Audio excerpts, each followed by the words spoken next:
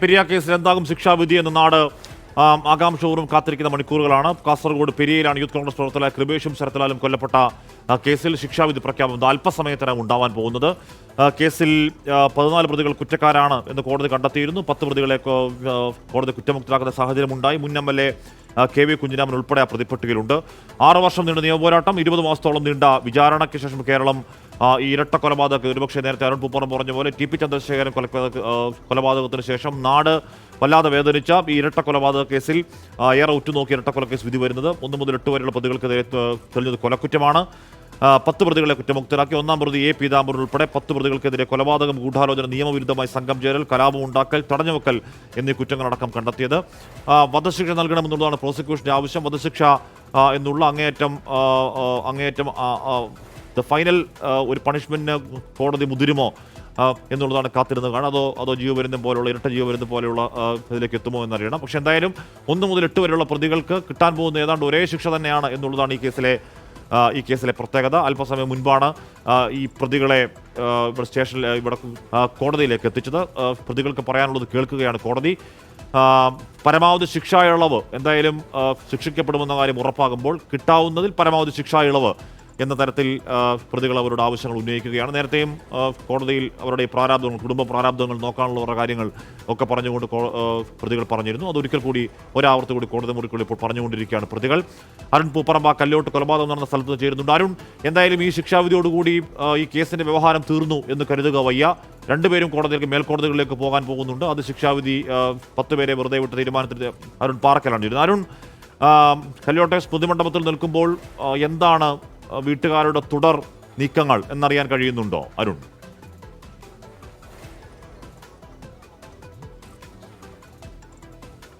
ഹാഷ്മി, ഞാനിപ്പോൾ നിൽക്കുന്നത് കല്യോട്ടെ സ്മൃതി മണ്ഡപത്തിലാണ്. സ്മൃതി മണ്ഡപത്തിൽ നമുക്കിപ്പോൾ കാണാൻ കഴിയുന്ന കാഴ്ച, കൃപേഷിൻ്റെ അമ്മ ബാലാമണി സ്മൃതി മണ്ഡപത്തിലേക്ക് എത്തി അവരുടെ വികാരനിർഭരമായ ഒരു കാഴ്ചയാണ് നമുക്ക് കാണാൻ കഴിയുന്നത്. എന്തായാലും കുടുംബം ഈ ഘട്ടത്തിലും പ്രതികരിക്കുന്നത് 1 മുതൽ 8 വരെയുള്ള പ്രതികൾക്ക് അത് വധശിക്ഷ ഉറപ്പാക്കും എന്ന ഒരു കാര്യം കുടുംബം പ്രതികരിക്കുന്നുണ്ട്. കഴിഞ്ഞ ദിവസങ്ങളിലൊക്കെ തന്നെ കൃപേഷിൻ്റെയും അതുപോലെ തന്നെ ശരത്ലാലിൻ്റെയും കുടുംബവുമായി നമ്മൾ സംസാരിച്ചിരുന്നു. അവരൊക്കെ തന്നെ പറയുന്നത് ഈ 1 മുതൽ 8 വരെയുള്ള പ്രതികൾക്ക് വധശിക്ഷ ലഭിക്കണം, മറ്റുള്ള പ്രതികൾക്ക് കനത്ത ശിക്ഷ ലഭിക്കണം എന്ന് അവരൊക്കെ തന്നെ പറയുന്നുണ്ട്. ഇപ്പോൾ കൃപേഷിൻ്റെ അമ്മ ബാലാമണി ഇവിടേക്ക് എത്തിയിട്ടുണ്ട്, ഈ സ്മൃതി മണ്ഡപത്തിലേക്ക് എത്തിയിട്ടുണ്ട്. ഹാഷ്മി, ശരത്ലാലിൻ്റെ പിതാവ് സത്യനാരായണൻ, അതുപോലെ തന്നെ Rajmohan Unnithan MP, Jebi Methra MP, Dean Kuriakose MP, അങ്ങനെ വിധി 12:15 എന്നാണ് ഇപ്പോൾ വരുന്ന വാർത്ത. വിധി 12:15. ഒരൊറ്റ മിനിറ്റ് ഞാൻ എത്താം. 12 പേർ കൊല്ലപ്പെട്ട ഡൽഹി സ്ഫോടന കേസിൽ പോലും ഹൈക്കോടതി ജീവപര്യന്തം തടവാണ് നൽകിയത്. വധശിക്ഷ ഒഴിവാക്കാൻ പ്രതിഭാഗം ആഞ്ഞു വാദിക്കുകയാണ്. അപൂർവങ്ങളിൽ അപൂർവമായ കേസല്ലെന്ന് സ്ഥാപിക്കാൻ സുപ്രീം കോടതിയുടെയും വിവിധ ഹൈക്കോടതികളുടെയും പഴയ ഉത്തരവുകൾ പ്രതിഭാഗം ഉയർത്തിക്കാണിക്കുകയാണ്. ശിക്ഷാവിധി പ്രസ്താവം 12:15 എന്നാണ് ഇപ്പോൾ അറിയാൻ കഴിയുന്നത്. ശ്രീകാന്ത് ചേർന്നു. ശ്രീകാന്ത്, വധശിക്ഷ ഒഴിവാക്കാനുള്ള പരമാവധി വഴികൾ കോടതിയിൽ തേടുകയല്ലേ പ്രതിഭാഗം?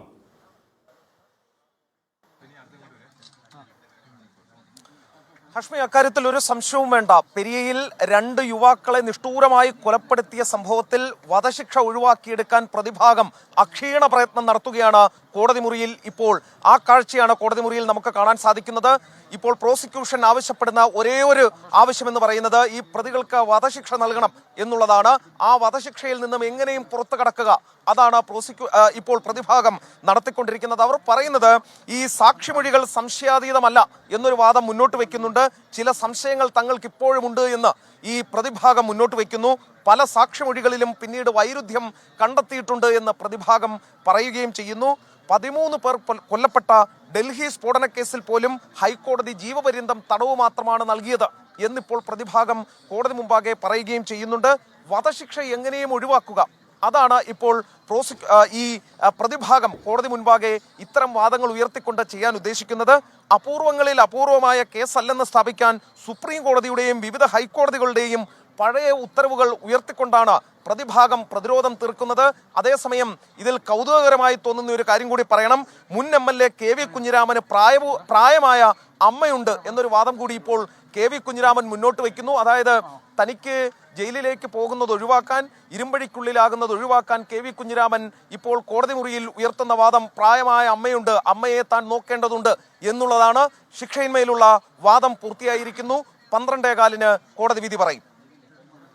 12-കാലിലാണ് കോടതി വിധി പറയുക. അത് അവിടെ മുൻ MLA KV കുഞ്ഞിരാമന് പ്രായമായ അമ്മയുണ്ട് എന്നടക്കമുള്ള വാദങ്ങൾ കോടതിയിൽ ഉന്നയിക്കുകയാണ്.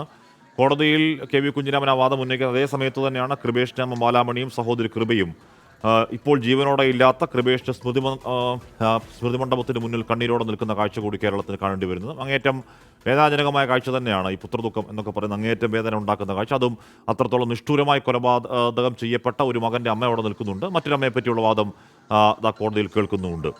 എന്തായാലും 12:15 വിധി ശിക്ഷാവിധി പ്രസ്താവം ഉണ്ടാവുക. കേരളം ആകാംക്ഷപൂർവ്വം കാത്തിരിക്കുന്ന ഒരു ശിക്ഷാവിധി പ്രസ്താവം തന്നെയാണത്.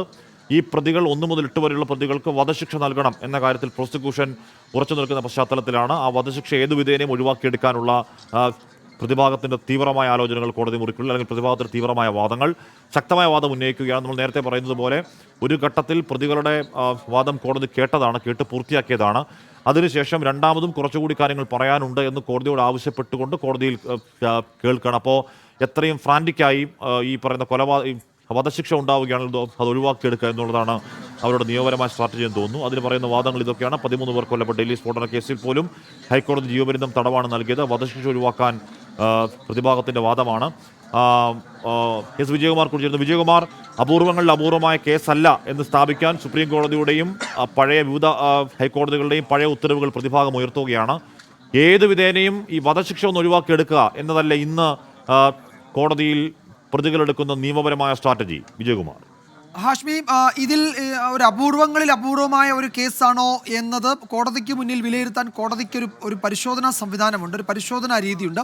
ആ പരിശോധനാ രീതിയിലൂടെയാണ് കോടതി ഇത് റയറസ്റ്റ് ഓഫ് റയർ ആ ഗണത്തിൽ പെടുമോ എന്ന് അന്വേഷിക്കുന്നത്. ആ പരിശോധനയിൽ തെളിഞ്ഞാൽ ഇത് അപൂർവങ്ങളിൽ അപൂർവമാണ് എന്ന് തെളിഞ്ഞാൽ പിന്നീട് അതിലെന്ത് ശിക്ഷ നൽകണം എന്നുള്ളതാണ്. ഇപ്പോൾ പരമാവധി ശിക്ഷ വധശിക്ഷയാണ്. കൊലക്കുറ്റം തെളിഞ്ഞാൽ, അതിലെ ഗൂഢാലോചന തെളിഞ്ഞാൽ, അതിലെ തെളിവ് നശിപ്പിക്കലും അതുപോലെ ഈ പ്രതികളെ ഈ സംരക്ഷിക്കലും അടക്കം തെളിഞ്ഞാൽ പരമാവധി ശിക്ഷ, ഇതെല്ലാം കൂടി ചേർന്ന് വന്നാൽ പരമാവധി ശിക്ഷയായ വധശിക്ഷ ആ പ്രതിക്ക് നൽകാവുന്നതാണ്. നിയമപരമായി അതിന് തടസ്സമില്ല.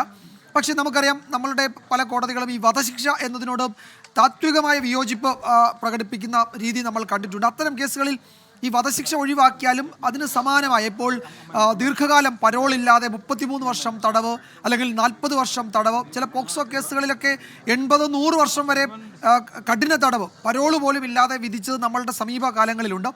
അപ്പോൾ അത്തരം ശിക്ഷാരീതികൾ കോടതികൾ പൊതുവെ സ്വീകരിച്ചു പോകാറുണ്ട്. ഇപ്പോൾ വേണമെങ്കിൽ 2 ഇരട്ട ജീവപര്യന്തം ഒരുമിച്ച് കൊടുത്ത് പരോള് പോലും പാടില്ല എന്ന് ജഡ്ജ്മെൻ്റ് എഴുതും. ഇപ്പോൾ പരോള് പോലും പാടില്ല എന്ന് ജഡ്ജ്മെൻ്റ് എഴുതിയാൽ പിന്നെ ഒരു എക്സിക്യൂട്ടീവ് ഓർഡർ കൊണ്ട് സർക്കാരിന് പരോള് കൊടുക്കാൻ കഴിയില്ല. അത് മാറ്റണമെങ്കിൽ പിന്നീട് ജുഡീഷ്യൽ ഒരു റിവ്യൂ നടത്തി മാത്രമേ പിന്നീട് അയാൾക്ക് പരോള് കൊടുക്കണമെങ്കിൽ അത് കോടതി വഴി തന്നെ പാടുള്ളൂ.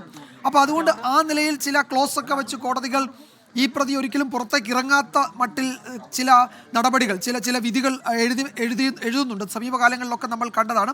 ഈ വധശിക്ഷയോട് താത്വികമായ പ്രത്യയശാസ്ത്രപരമായ വിയോജിപ്പൊക്കെ ഉള്ള ചില കോടതികൾ അങ്ങനെ ചെയ്യാറുണ്ട്.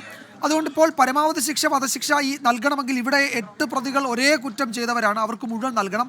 2 പ്രതികൾ ഇതിൻ്റെ ഗൂഢാലോചന, ഇതിൽ 120B എന്ന ക്രിമിനൽ കോൺസ്പിറസിയിൽ ഉൾപ്പെട്ടിട്ടുള്ളവരാണ്, 14-15.